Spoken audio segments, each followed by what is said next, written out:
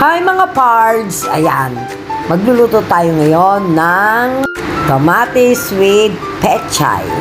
Ayan, ano natin siya sa itlog. At yan, nahiwa-hiwa ko na nga pala guys. At yan na ang itlog. Lagyan natin ng asin. Ayan, so, halu-haluin natin ang itlog na may asin. Ayan, at tayo ay magigisa na. Nilagyan ko na siya ng mantika guys. Ayan guys. So, syempre, ang bawang. Yan, halu-haluin. At ang sibuyas. Ayan. Siyempre, halu-haluin natin ulit.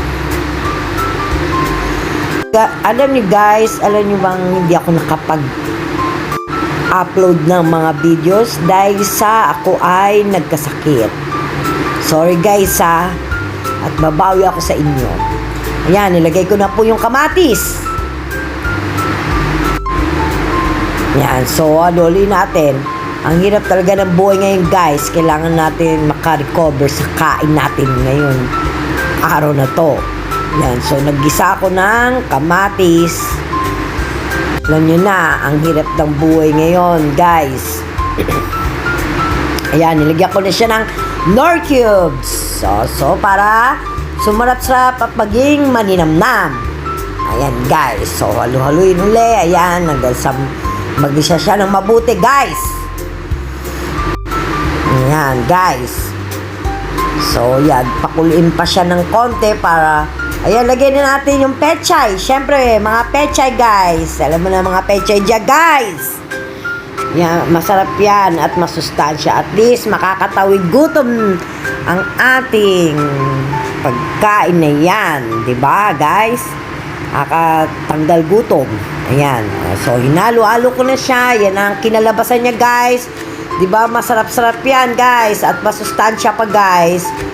Kumain tayo ng masustansya upang hindi tayo magkasakit. Ayan. So, lagyan ng konting asin. So, hintayin na natin siya maluto, guys. And then, lagay na natin ang itlog. Ayan na guys, malapit na tayo matapos magluto guys. O, diba? Yan ang pinakaano niya guys. Medyo natuyo na siya ng konti. So, aluli na lang natin siya ng hanggang sa lumambot ang ating pechay. O, diba? Sarap niyan guys. Masustansya pa. Para upang hindi tayo magkasakit. Ayan guys. Magluto tayo ng masustansya. Ayan guys, nagsandok na nga